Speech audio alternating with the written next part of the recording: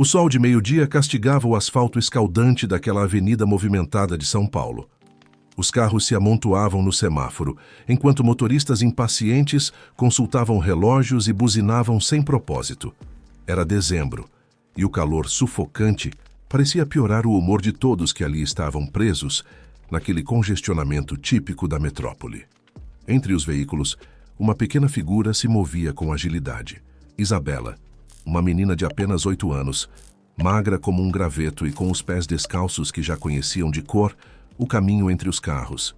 Seus cabelos castanhos, desgrenhados e sem corte há meses, emolduravam um rosto que carregava uma maturidade desproporcional à sua idade. As roupas surradas, uma blusa rosa desbotada 2 vezes maior que seu corpo franzino e um short jeans remendado, contavam histórias que sua voz infantil ainda não conseguia expressar. A cada sinal vermelho, Isabela repetia o mesmo ritual. Esperava pacientemente a parada completa dos carros e então se aproximava, janela por janela, com os olhos baixos e a mão estendida. Sua voz, quase um sussurro, trazia sempre o mesmo pedido. Moço, a senhora pode me dar um pedacinho de pão? Eu tô com fome. Naquele dia já havia ouvido de tudo. Vai trabalhar, vagabunda, disse um senhor de terno. Sai daqui, menina, vai sujar meu carro, reclamou uma mulher de óculos escuros. A maioria simplesmente fechava os vidros elétricos assim que a viam se aproximar, como se a fome fosse contagiosa. Isabela não chorava mais com as rejeições. Aprendera que lágrimas não enchiam barrigas vazias. Em casa, se é que poderia. Chamar assim o barraco de madeira e lona na beira do córrego. 2 irmãos menores a esperavam, também com fome. Desde que a mãe havia desaparecido 3 meses atrás, era ela quem precisava trazer algo para comerem. O sol a pino fazia o suor escorrer por sua testa pequena, mas ela continuava. Já havia conseguido algumas moedas e metade de um sanduíche que alguém não quis terminar. Não era muito, mas talvez desse para dividir entre os 3. Quando o semáforo fechou novamente, Isabela respirou fundo. Seus pés já ardiam no asfalto quente, mas ela ignorou a dor. Aproximou-se de um carro escuro de vidros fechados.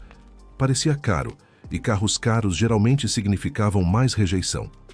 Mesmo assim, bateu de leve no vidro com os nós dos dedos. Para sua surpresa, o vidro baixou. O ar-condicionado gelado de dentro do veículo atingiu seu rosto como uma carícia refrescante. Isabela piscou algumas vezes, até que seus olhos se adaptassem à sombra e pudesse ver quem estava ali dentro. Era um homem de meia idade, bigode, grisalho e olhos vivos, que a observavam com uma intensidade diferente de tudo que já havia experimentado naquelas ruas. Moço, o senhor poderia me dar um pedaço de pão? Eu tô com muita fome.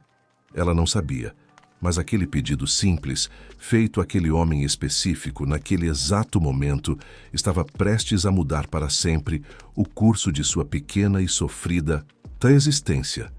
Carlos Roberto Massa, o Ratinho, havia saído mais cedo do estúdio naquele dia. A gravação terminara antes do previsto e ele decidira voltar para casa para descansar um pouco antes do próximo compromisso. Estava cansado.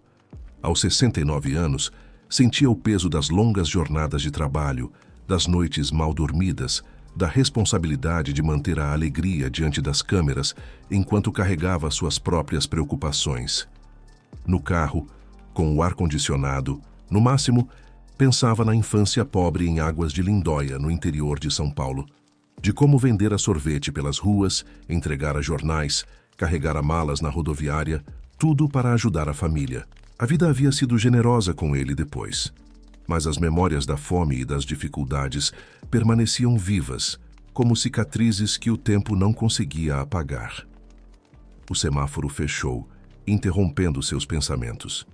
Ratinho suspirou, ajeitou-se no banco de couro e olhou distraidamente para o relógio. Foi quando ouviu as batidinhas suaves no vidro. Algo naquele som o tocou profundamente. Era como se o passado o chamasse. Por instinto, abaixou o vidro e viu-se diante de um par de olhos castanhos que pareciam carregar o peso do mundo. Uma menina franzina, com roupas maiores que seu corpo, o encarava com uma dignidade silenciosa que o deixou sem palavras por um momento.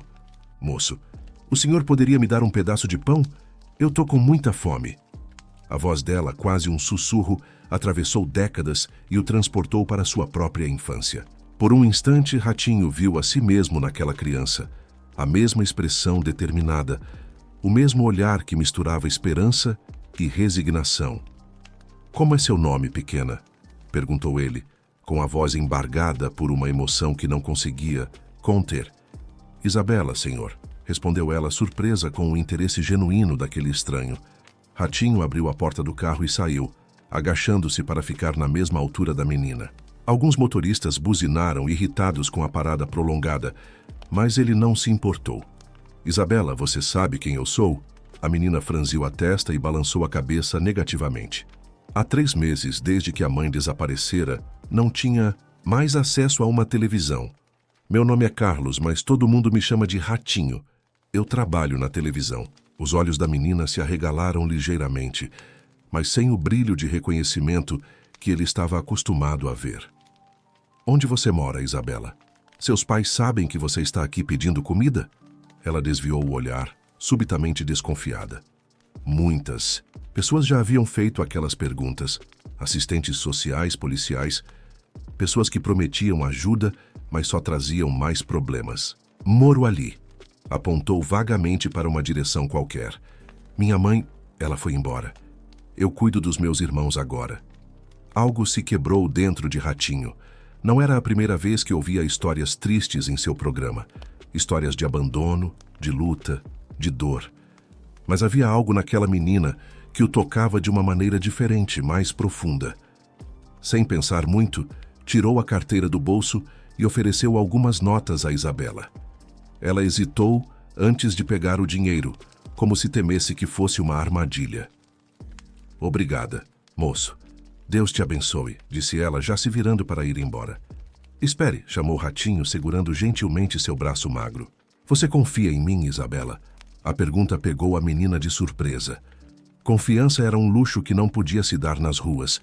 Mesmo assim, algo no olhar daquele senhor de bigode a fez assentir timidamente. Venha comigo. Quero te levar a um lugar. Prometo que vai ser bom para você e seus irmãos. O semáforo abriu e fechou várias vezes, enquanto eles conversavam ali, no meio da avenida. Carros buzinavam, pessoas olhavam curiosas, mas naquele pequeno espaço de asfalto quente, 2 almas se reconheciam em suas dores e esperanças. E meus irmãos? Perguntou Isabela com a voz trêmula. Não posso deixá-los sozinhos. Vamos buscá-los também, garantiu Ratinho. Ninguém vai ficar para trás. Pela primeira vez naquele dia, um sorriso tímido iluminou o rosto sujo de Isabela. E naquele sorriso, Ratinho viu algo que há muito procurava.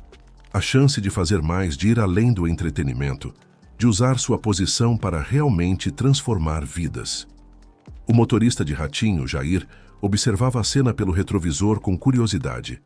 Em mais de 10 anos trabalhando para o apresentador, já havia presenciado muitos momentos de generosidade.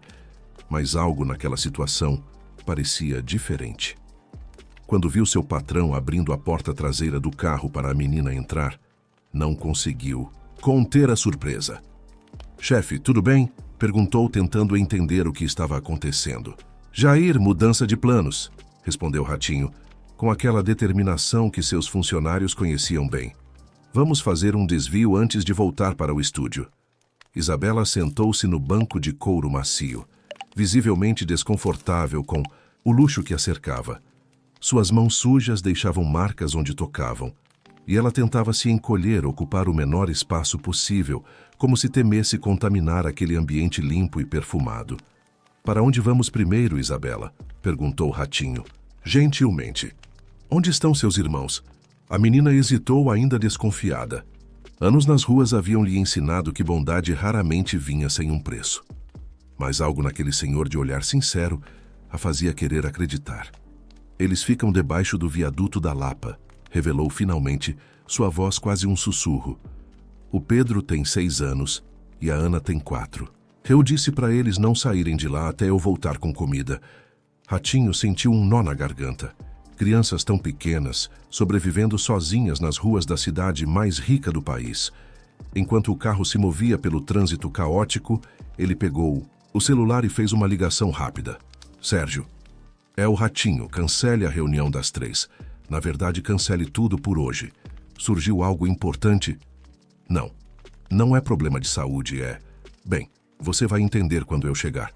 Ah, e chame a Márcia da assistência social do programa. Diga que é urgente. No banco ao lado, Isabela observava a cidade passar pela janela. Seus olhos refletiam o contraste entre a riqueza dos prédios espelhados e a pobreza que ela conhecia tão bem. Moço, o senhor vai mesmo ajudar a gente? Perguntou, com um fio de esperança na voz. Ninguém nunca quis ajudar antes. A assistente social disse que ia nos levar para um abrigo, mas ia separar a gente. Eu prometi para minha mãe que ia cuidar dos meus irmãos. Isabela. Ratinho segurou delicadamente a mão pequena e calejada da menina. Eu nasci pobre, sabia? Muito pobre. Sei o que é ter fome, sei o que é trabalhar desde criança. E sei também que às vezes a vida muda quando encontramos alguém que acredita na gente. Os olhos da menina se encheram de lágrimas que ela tentava conter, mordendo o lábio inferior com força. Sua mãe, você disse que ela foi embora. O que aconteceu? Isabela desviou o olhar, fixando-o em suas próprias mãos sujas. Ela saiu para trabalhar uma noite e não voltou mais. Algumas pessoas disseram que viram ela com um homem num carro preto, outras disseram que ela fugiu com um caminhoneiro. Mas eu sei que ela não ia abandonar a gente. Minha mãe não ia fazer isso. A convicção na voz da criança comoveu Ratinho profundamente. Quantas histórias semelhantes já haviam passado por seu programa? Quantas mães desaparecidas? Quantas famílias destruídas? Quantas crianças abandonadas à própria sorte? O carro finalmente chegou ao viaduto da Lapa.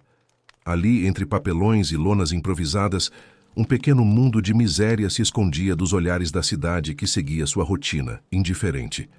Isabela desceu do carro correndo e logo voltou trazendo pela mão 2 crianças menores, ainda mais sujas e maltrapilhas que ela. O menino, Pedro, olhava desconfiado para o carro luxuoso e para o homem de bigode que os observava. Já a pequena Ana, de apenas 4 anos, carregava nos braços uma boneca sem cabeça, seu único brinquedo e tesouro. Bela, quem é esse moço? Perguntou Pedro, postando-se protetoramente na frente da irmã menor. É o Ratinho, da televisão. Ele quer nos ajudar. Ana sorriu timidamente, revelando a falta de um dente de leite. Pedro continuava sério, com a desconfiança de quem já viu muitas promessas serem quebradas. Crianças! Ratinho se agachou para ficar na altura deles, ignorando a sujeira que manchava seu terno caro. Vocês gostariam de ir comigo até um estúdio de televisão? Tem lanche lá, banheiro limpo, pessoas legais. E depois, vamos tentar encontrar sua mãe. O que acham? Ana abraçou a boneca sem cabeça com mais força. Pedro olhou para Isabela, como se buscasse aprovação. A menina mais velha assentiu levemente. A gente pode levar nossas coisas? Perguntou Pedro, apontando para a pequena pilha de pertences que constituía todo o patrimônio da família. Alguns papelões, 2 mochilas velhas, algumas roupas doadas. Claro que podem, respondeu Ratinho com a voz embargada. Vamos levar tudo. Enquanto ajudava as crianças a reunir seus poucos pertences, Ratinho fez outra ligação. Sérgio, avise a produção. Hoje vamos mudar a programação. Cancele as pautas que estavam previstas. Vamos fazer algo diferente. Algo real. No carro a caminho do estúdio, 3 crianças silenciosas observavam a cidade com olhos arregalados, como se estivessem em outro planeta. Ratinho as observava, sentindo uma mistura de dor e propósito. Aquele encontro no semáforo não havia sido por acaso. Alguma força maior havia colocado Isabela em seu caminho, e ele não deixaria essa oportunidade passar. O sinal vermelho que havia parado seu carro naquela avenida agora se transformava em um sinal verde de esperança para aquelas 3 pequenas vidas. Os corredores do SBT em São Paulo nunca haviam testemunhado uma cena como aquela. Ratinho caminhava a passos largos, acompanhado por 3 crianças de rua. Sujas, assustadas, maravilhadas com aquele mundo de luzes e câmeras que só conheciam através das vitrines de lojas de eletrodomésticos. Funcionários paravam o que estavam fazendo para observar. Alguns sussurravam entre si, outros sorriam com simpatia, mas todos sentiam que algo importante estava acontecendo. Não era incomum que o apresentador trouxesse convidados surpresa, mas crianças em situação de rua. Isso era novo, mesmo para os padrões imprevisíveis de Ratinho. Chefe, a gravação já começou há 10 minutos, informou Sérgio, produtor executivo do programa, visivelmente nervoso. O quadro do teste de DNA está no ar. O que fazemos com... Ele hesitou, olhando para as crianças. Interrompa a gravação, ordenou Ratinho com a determinação que o tornara famoso. Diga que temos uma emergência. Isabela segurava firmemente as mãos dos irmãos menores. Ana, a caçula, ainda apertava contra o peito a boneca sem cabeça. Pedro mantinha os olhos fixos no chão, como se temesse encarar tanta gente desconhecida. Vocês estão com fome, crianças? Perguntou Márcia, da assistência social do programa, que havia sido chamada às pressas. Isabela assentiu timidamente. Não comemos nada desde ontem de manhã, moça. Márcia trocou um olhar significativo com Ratinho. Aquele não era apenas mais um caso para o programa, era uma emergência real. Crianças em risco, uma situação que exigia mais do que o sensacionalismo televisivo, exigia humanidade. Vamos dar um jeito nisso agora mesmo, garantiu Ratinho antes de entrar no estúdio. A plateia, acostumada aos gritos e à agitação, fez silêncio quando o apresentador entrou fora de hora, interrompendo o quadro que estava no ar. Sem seu tradicional bordão, sem a postura enérgica de sempre, Ratinho parecia outro homem, mais velho, mais humano, mais vulnerável. Pessoal, peço desculpas pela interrupção, começou, com a voz embargada. Hoje aconteceu algo no meu caminho para cá que mudou meu dia, e acho que vai mudar o de vocês também. As câmeras captaram o momento exato em que Márcia entrava no estúdio, guiando as 3 crianças. Um murmúrio de espanto percorreu a plateia. Sob as luzes fortes do estúdio, a miséria daqueles pequenos corpos era ainda mais evidente. As roupas rasgadas, os pés descalços, os cabelos embaraçados, os rostos marcados por uma vida dura demais para sua idade. Este é o programa do Ratinho, continuou ele, e sempre dizemos que mostramos a realidade do Brasil.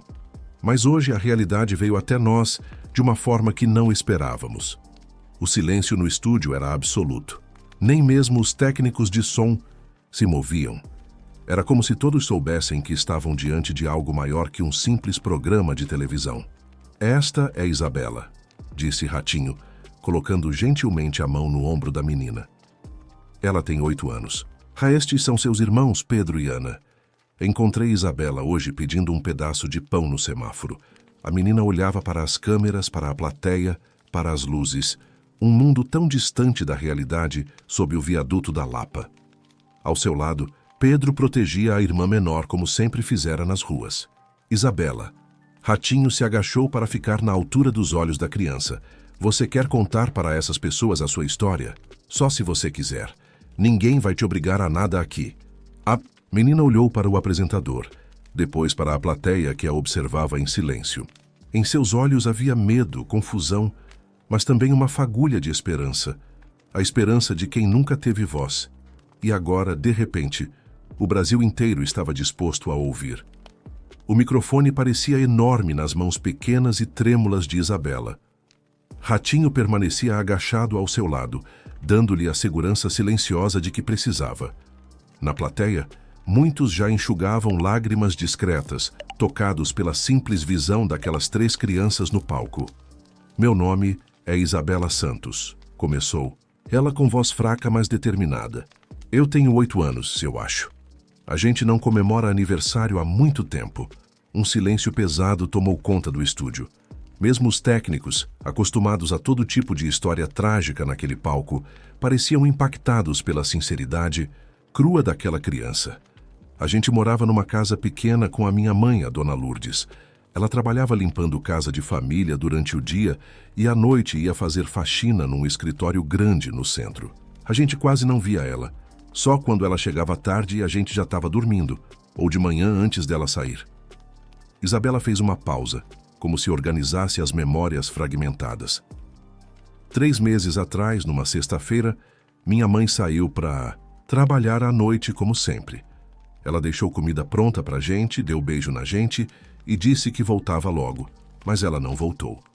Pedro, que até então mantivera os olhos fixos no chão, levantou o rosto.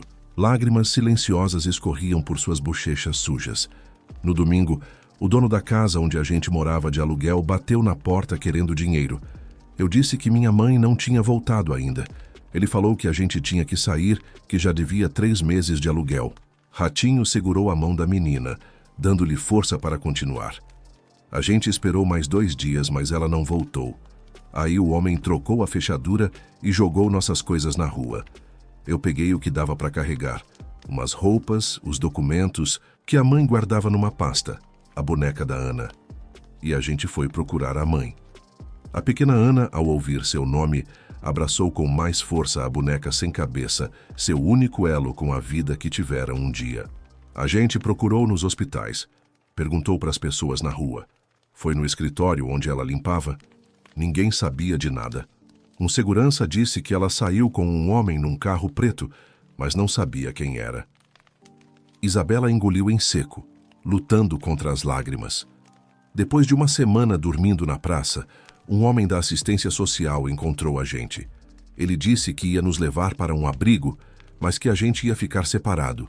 Eu num lugar, o Pedro e a Ana em outros. Eu prometi para minha mãe que ia cuidar dos meus irmãos. Então a gente fugiu. A câmera captou o rosto de uma senhora na plateia que chorava abertamente, sem tentar esconder a emoção. A gente encontrou outras crianças que moram na rua. Elas mostraram onde era seguro dormir, onde conseguir comida, como se esconder da polícia. E a gente vive assim desde então. Isabela olhou diretamente para a câmera, com uma dignidade que contrastava com sua aparência frágil. Eu peço nos semáforos, o Pedro cata latinha. E a Ana fica escondida porque é muito pequena. À noite a gente dorme junto para não sentir frio. Eu sempre conto histórias para eles dormirem. Histórias que a mãe contava sobre princesas, cavaleiros, gente que era feliz. Ratinho, visivelmente emocionado, passou o braço pelos ombros da menina. A plateia inteira estava em lágrimas. Nos bastidores, produtores, câmeras e técnicos assistiam hipnotizados àquela confissão infantil que revelava a face mais crua da desigualdade brasileira. Mas eu sei que minha mãe não abandonou a gente, continuou Isabela, agora com a voz embargada. Ela amava a gente. Ela trabalhava muito para dar comida para a gente, roupa, material de escola. Ela dizia que eu ia ser doutora um dia. Ela parou por um momento, como se o peso daquele sonho distante fosse grande demais para seus pequenos ombros. Alguém fez alguma coisa com a minha mãe. Ela não ia embora sem a gente. Eu sei disso. O estúdio mergulhou em um silêncio absoluto. Nem mesmo os aparelhos técnicos pareciam fazer ruído. Era como se o Brasil inteiro prendesse a respiração diante daquele testemunho de amor, abandono e esperança, narrado pela voz de uma criança que fora forçada a crescer rápido demais. Enquanto Isabela falava, a equipe de produção do programa trabalhava freneticamente nos bastidores. O depoimento daquela criança havia tocado a todos de uma forma que transcendia o mero espetáculo televisivo. Era uma missão que se formava espontaneamente: encontrar a mãe desaparecida ou ao menos descobrir o que havia acontecido com ela. Sérgio, o produtor executivo, mobilizou a equipe de pesquisa. Quero tudo sobre Lourdes Santos. Boletins de ocorrência, registros hospitalares, qualquer coisa. Liguem para a Polícia Civil, para os hospitais, para o IML se for preciso. No estúdio, Ratinho havia tomado Isabela nos braços. A menina finalmente permitiu-se chorar. Não o choro contido das ruas, onde lágrimas eram sinal de fraqueza, mas o choro profundo de quem, pela primeira vez em meses, sentia-se segura para demonstrar sua dor. Vamos encontrar sua mãe, Isabela, prometeu o apresentador com a voz embargada. E até lá vocês 3 não vão passar fome nem dormir na rua nunca mais. Isso eu garanto. A plateia aplaudiu emocionada. Não era o aplauso habitual dos momentos de conflito ou revelações bombásticas do programa, mas um aplauso respeitoso, quase solene, de pessoas tocadas por um drama real maior que qualquer roteiro. Márcia, a assistente social, aproximou-se, com uma pasta nas mãos. Ratinho, as crianças trouxeram isso. São os documentos que a mãe guardava.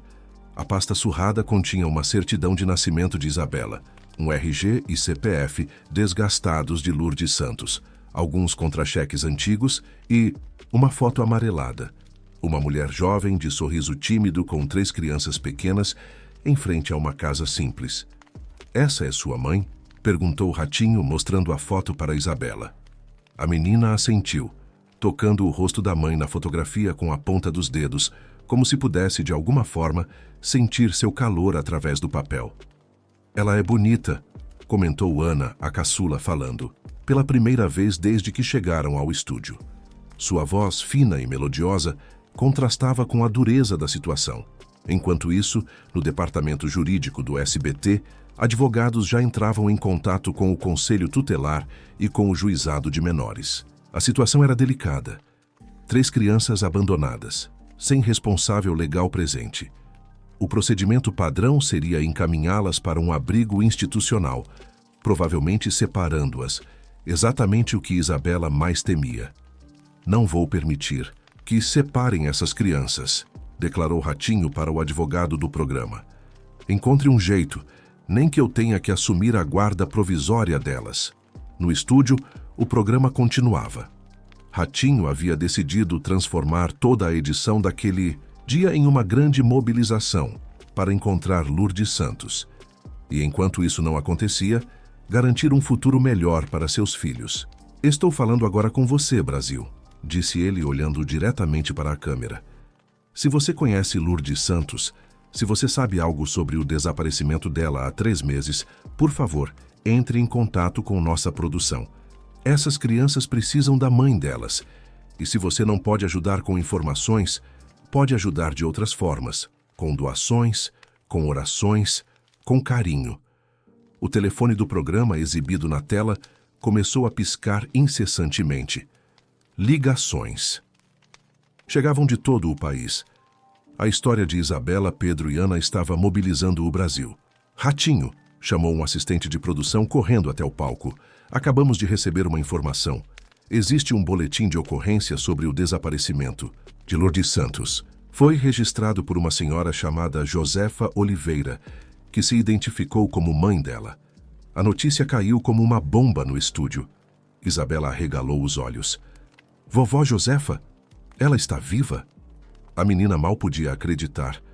"A mãe disse que a vovó tinha ido morar com os anjos. Estamos tentando localizar essa senhora agora mesmo", continuou o assistente. "Ela mora no interior de Minas Gerais, numa cidade chamada Três Corações.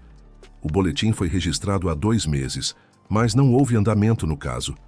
Ratinho olhou para Isabela, cujo rosto se iluminara com uma esperança renovada.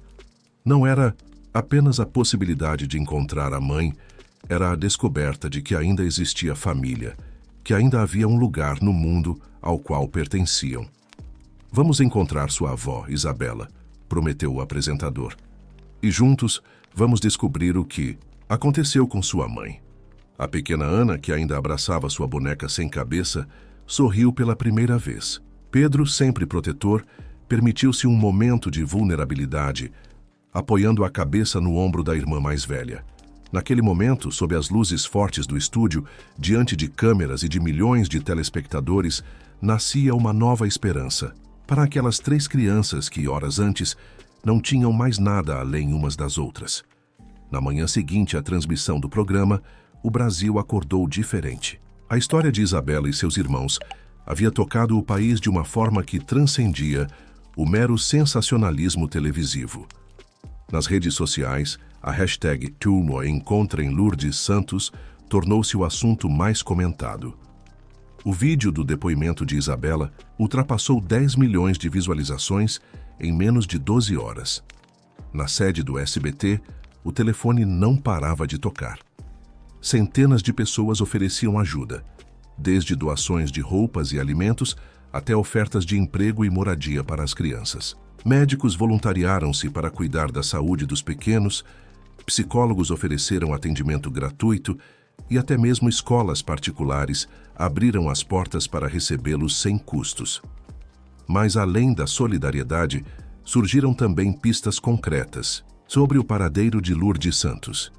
3 testemunhas confirmaram tê-la visto entrando em um carro preto na noite do desaparecimento. Uma mulher que trabalhava no mesmo prédio que ela relatou comportamentos estranhos do supervisor nos dias que antecederam o sumiço.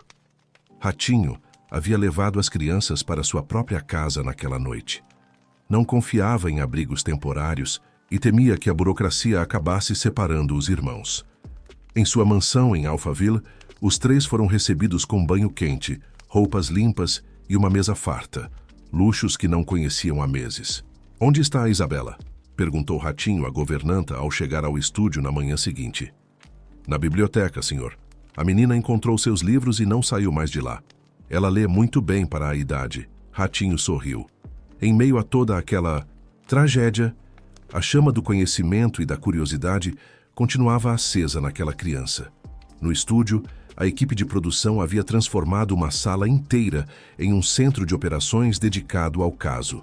Mapas, fotos, depoimentos, documentos, tudo era analisado meticulosamente. O que começara como um gesto espontâneo de bondade transformava-se agora em uma verdadeira investigação. "Encontramos a senhora Josefa Oliveira", anunciou Sérgio, o produtor executivo, entrando apressadamente na sala. "Ela confirma ser a avó das crianças. Está vindo para São Paulo agora mesmo. Conseguimos um voo particular de um dos patrocinadores." A notícia espalhou-se rapidamente. A expectativa do reencontro entre a avó e os netos mobilizava a todos. Emissoras concorrentes, jornais e revistas solicitavam entrevistas exclusivas. O caso ganhava proporções nacionais. Na delegacia, o delegado responsável pelo caso, que havia arquivado o boletim de ocorrência por falta de provas, agora reabria a investigação sob intensa pressão midiática. O supervisor do prédio onde Lourdes trabalhava foi chamado para prestar depoimento. Câmeras de segurança, antes indisponíveis e mais, foram misteriosamente recuperadas. A história tocava em pontos sensíveis da sociedade brasileira: a vulnerabilidade de mulheres trabalhadoras, o abandono de crianças, a ineficiência do poder público, a invisibilidade dos pobres. Mas também destacava o melhor do povo brasileiro: a solidariedade, a compaixão, a capacidade de mobilização em torno de uma causa justa. Celebridades aderiram à campanha. Um famoso cantor sertanejo compôs uma música sobre Isabela. Uma atriz global gravou um vídeo lendo a história para seus milhões de seguidores. Um jogador de futebol da seleção brasileira entrou em campo com uma camisa estampada com o rosto de Lourdes Santos. "Você viu isso, Isabela?" perguntou Ratinho, mostrando à menina a repercussão nas redes sociais. "O Brasil inteiro está procurando sua mãe." A menina olhava maravilhada para as telas, para os comentários, para as mensagens de apoio que chegavam de todo o país. Pela primeira vez em meses, permitiu-se acreditar que algo bom poderia acontecer. "E se a gente não encontrar ela?" perguntou Pedro, sempre mais pessimista, sempre preparado para o pior. Ratinho se agachou para ficar na altura do menino. "Então vocês continuarão tendo uma família", respondeu com firmeza. "Sua avó está vindo. E tem milhares de brasileiros que se importam com vocês agora. Vocês nunca mais estarão sozinhos." Na pequena cidade de Três Corações, uma senhora de cabelos brancos e mãos calejadas preparava-se para embarcar em seu primeiro avião. Em sua bolsa surrada, carregava algumas fotos antigas e muita esperança. Josefa Oliveira mal podia acreditar que, após tanto tempo, veria novamente seus netos. E, quem sabe, descobriria finalmente o que aconteceu com sua filha desaparecida. O estúdio estava completamente lotado. Nunca em toda a história do programa do Ratinho houve tanta procura por ingressos para uma gravação. A fila começara a se formar na madrugada, com pessoas que viajaram de outras cidades só para presenciar aquele momento. A história das 3 crianças de rua havia criado uma conexão emocional sem precedentes com o público. Nos bastidores, a tensão era palpável. Josefa Oliveira havia chegado a São Paulo na noite anterior e estava hospedada em um hotel próximo, a pedido da produção. Ratinho insistira que o primeiro encontro com os netos fosse íntimo, sem câmeras, mas a senhora tinha outros planos. "Quero agradecer ao Brasil inteiro no programa", dissera ela, com a simplicidade e a dignidade de quem viveu uma vida inteira de trabalho duro. Quero que todos vejam que essas crianças têm família, têm história, têm amor. Isabela, Pedro e Ana não sabiam que veriam a avó naquele dia. Acreditavam que iriam apenas agradecer pela ajuda recebida. Nos últimos 3 dias, haviam passado por uma transformação visível. Banhos diários, roupas novas, alimentação adequada e, acima de tudo, a segurança de um teto sobre suas cabeças trouxeram de volta um pouco do brilho infantil que a rua havia roubado. Nervosa? Perguntou Ratinho a Isabela, enquanto a maquiadora dava os últimos retoques em seu rosto. A menina não precisava de maquiagem, mas insistira em ficar bonita como as moças da televisão. Um pouquinho, confessou ela. Tem muita gente lá fora. Todos eles estão aqui por você e seus irmãos, respondeu o apresentador, com um sorriso que escondia a surpresa que estava por vir. Você conquistou o coração do Brasil, sabia? Às 20 em ponto, o programa começou. Diferente do habitual, não houve gritos, nem a famosa dança de entrada, nem as piadas características. Ratinho entrou em silêncio, com uma expressão solene, e a plateia o recebeu com um aplauso respeitoso. Boa noite, Brasil, começou ele. Há 3 dias, neste mesmo palco, conhecemos uma história que mudou a vida de muita gente. A minha, com certeza. Hoje estamos aqui para agradecer a vocês, que se mobilizaram de uma forma que nunca vi em toda a minha carreira. A câmera mostrou um telão com imagens da repercussão nas redes sociais, das doações que chegavam, das pessoas em filas para doar sangue em nome de Lourdes Santos, um movimento espontâneo que surgira em todo o país. E hoje, continuou Ratinho, tenho o prazer de receber novamente Isabela, Pedro e Ana. As crianças entraram timidamente de mãos dadas. A transformação era visível. Isabela usava um vestido azul simples, mas bonito, com os cabelos bem penteados e presos por uma tiara. Pedro vestia calça jeans e uma camiseta do seu time de futebol favorito, enquanto a pequena Ana surgia com um vestido rosa e sua inseparável boneca, agora com uma cabeça nova, presente de uma fã do programa. A plateia aplaudiu de pé. Muitos choravam sem disfarçar a emoção. Isabela, chamou Ratinho. Nos últimos dias recebemos mais de 5.000 ligações com informações sobre sua mãe. A polícia reabriu o caso e está investigando cada pista. Mas hoje temos uma surpresa muito especial para vocês. O coração da menina acelerou. Seria possível? Teriam encontrado sua mãe?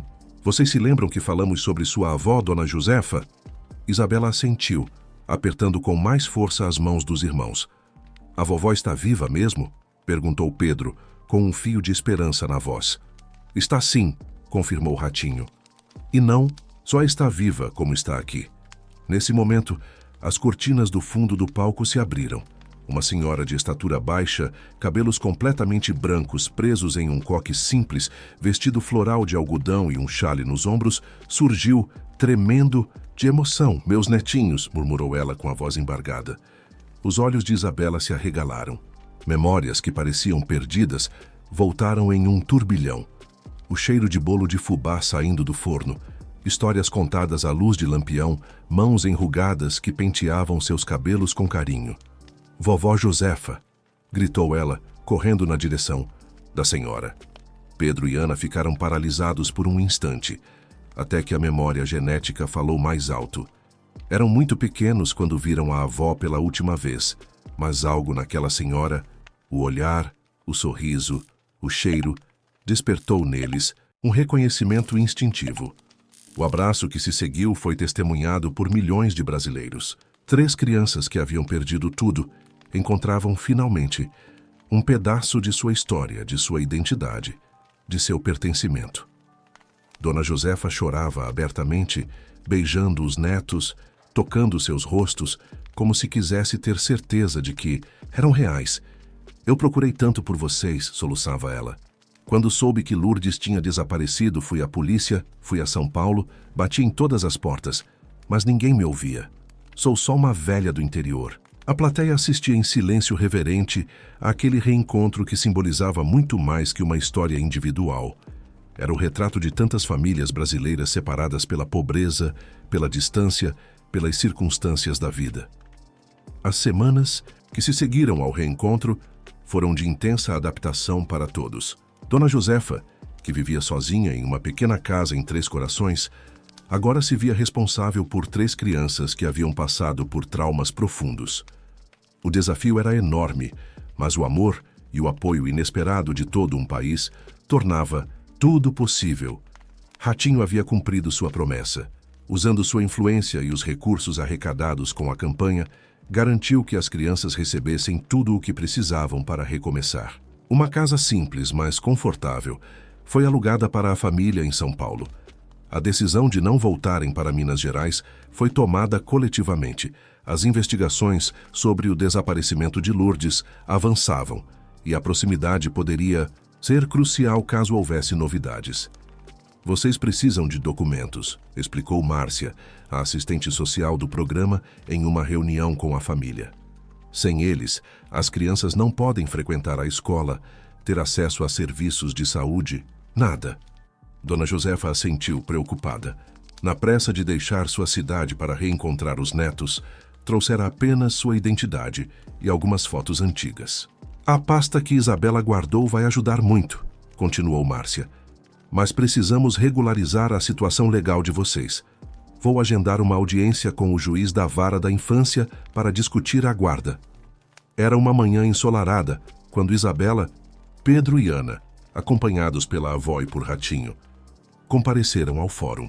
O caso havia ganhado tanta notoriedade que o próprio juiz fizera questão de atendê-los pessoalmente, acelerando um processo que normalmente levaria meses.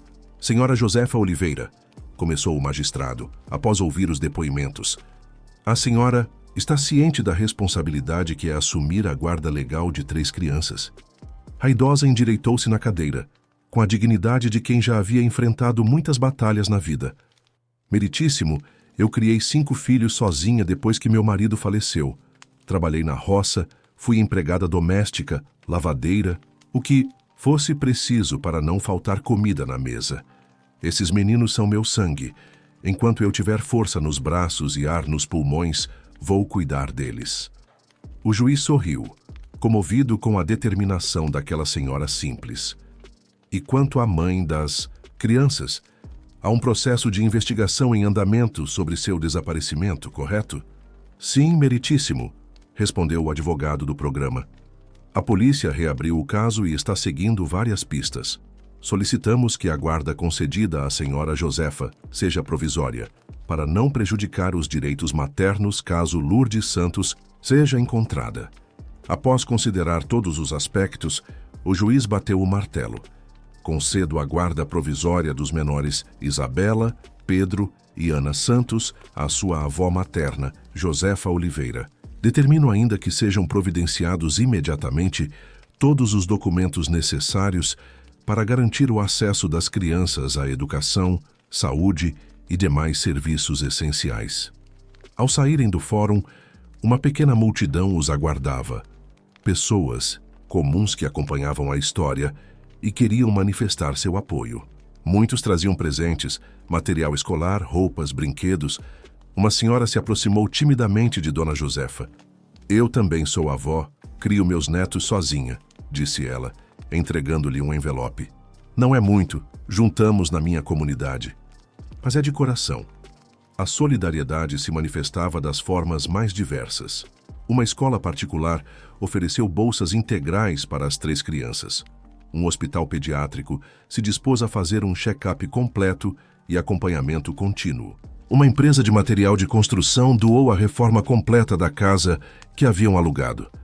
Mas talvez o gesto mais significativo tenha vindo de uma associação de ex-moradores de rua que organizou uma rede de apoio para ajudar Dona Josefa na adaptação das crianças.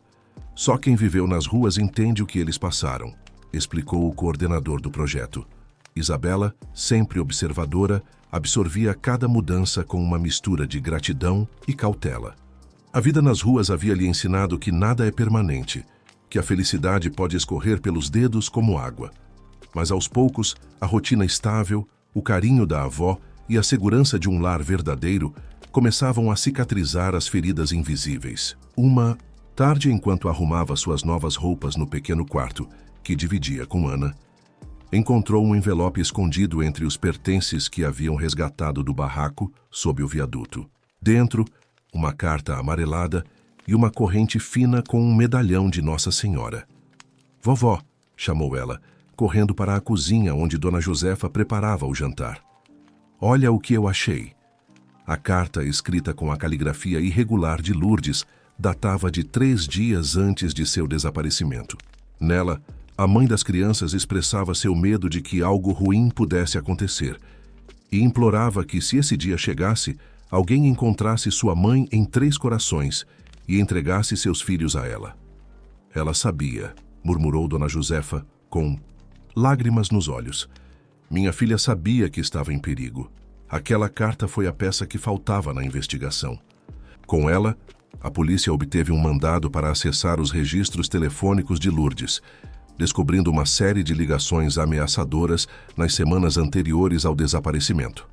O cerco começava a se fechar em torno dos responsáveis. Para Isabela, Pedro e Ana, no entanto, o mais importante naquele momento era reconstruir suas vidas. E a cada dia, com pequenos passos, eles avançavam, da desconfiança à aceitação, do medo à esperança, da sobrevivência ao viver. 6 meses haviam se passado desde aquele fatídico dia no semáforo. O outono chegava suavemente à ação, Paulo pintando as árvores com tons dourados e trazendo um ar mais ameno após o calor sufocante do verão. Na pequena casa do bairro do Limão, a vida seguia um ritmo tranquilo que antes parecia impossível. Dona Josefa, sentada na varanda, observava com olhos cheios de orgulho suas 3 preciosidades. Pedro regava cuidadosamente as mudas de manjericão e alecrim que plantara no pequeno jardim. Um menino que aprendera rápido demais a ser homem e agora, finalmente, podia voltar a ser criança.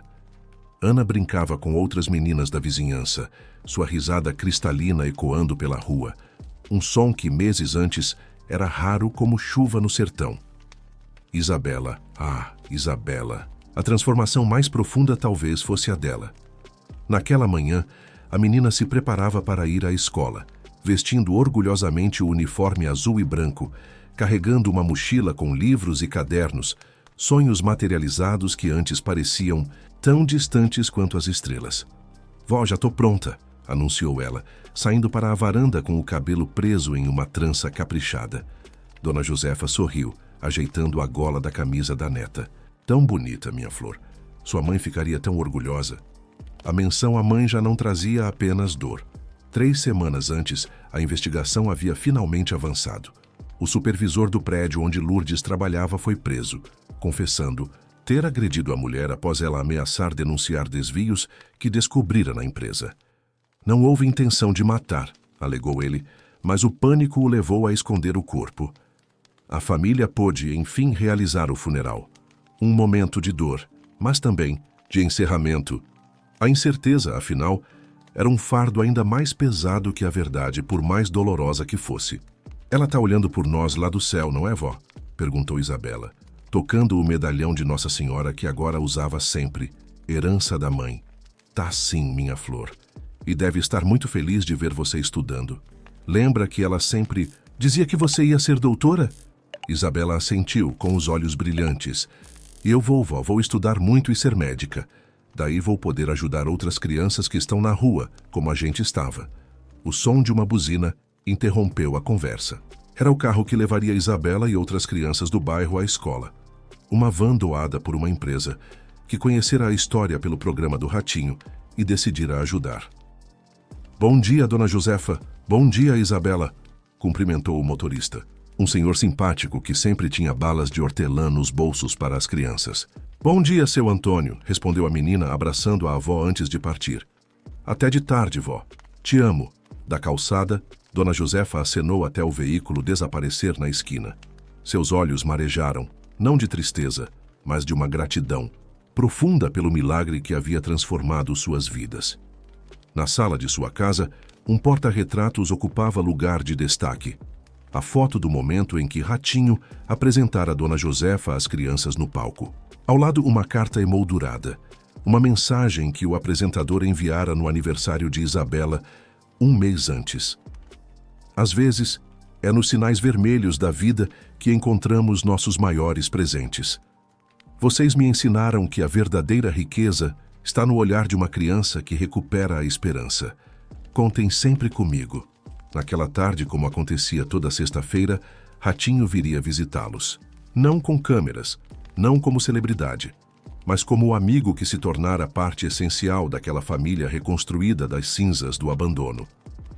No quarto que dividia com a irmã, Ana havia colado um desenho na parede. Uma casa colorida, com flores no jardim, uma árvore grande e 5 figuras de mãos dadas. Ela, Pedro, Isabela, a avó, e uma figura com asas que pairava sobre todos. Minha família, escrevera ela embaixo, com a caligrafia irregular de quem está aprendendo a escrever. Onde mora o amor? E talvez fosse essa a maior lição daquela jornada, que o amor pode morar nos lugares mais inesperados, no gesto impulsivo de um apresentador de TV que decide parar no semáforo, na coragem de uma menina que não desiste dos irmãos, na determinação de uma avó que cruza estados em busca dos netos, na solidariedade de um país inteiro que se reconhece no espelho da dor alheia. No fim, não eram apenas 3 crianças, que haviam sido salvas, mas um pouco da humanidade que existe em cada um de nós. Minha querida amiga que acompanhou esta história até aqui, que o Senhor derrame bênçãos abundantes sobre sua vida e sua família. Agradeço de coração por você ter dedicado seu tempo precioso a compartilhar desta jornada emocionante com a gente. Como esta história nos mostrou, às vezes é nos momentos mais difíceis que Deus coloca anjos em nosso caminho. E você que sentiu no coração cada palavra desta narrativa, também pode ser este anjo na vida de alguém hoje. Se esta história tocou seu coração, compartilhe com alguém que precisa ouvir uma mensagem de esperança. Inscreva-se em nosso canal para continuar recebendo conteúdos que aquecem a alma e fortalecem a fé. Ative o sininho para ser avisada sempre que publicarmos uma nova história inspiradora. Nos conte nos comentários o que você sentiu ao conhecer a jornada de Isabela e como Deus tem operado milagres em sua própria vida. Sua experiência pode ser exatamente a palavra que alguém precisa ler hoje. Lembre-se sempre, não existem coincidências na vida, apenas propósitos divinos. Se você está passando por um momento difícil, saiba que não está sozinha. Estamos juntos em oração e o Senhor está contigo, mesmo quando você não consegue sentir sua presença. Que a paz do Senhor esteja em seu lar, que a saúde abençoe seu corpo, que a prosperidade toque sua família e que o amor de Cristo transborde em seu coração. Fique com Deus, minha querida. Ele conhece cada lágrima que você derramou e cada sonho que você ainda não teve coragem de contar para ninguém. Até nosso próximo encontro. Que Deus te abençoe grandemente. Com carinho e em Cristo, equipe Canal de Bênçãos. Porque sou eu, que conheço os planos que tenho para vocês, diz o Senhor. Planos de fazê-los prosperar e não de causar dano. Planos de dar a vocês esperança e um futuro. Jeremias 29:11.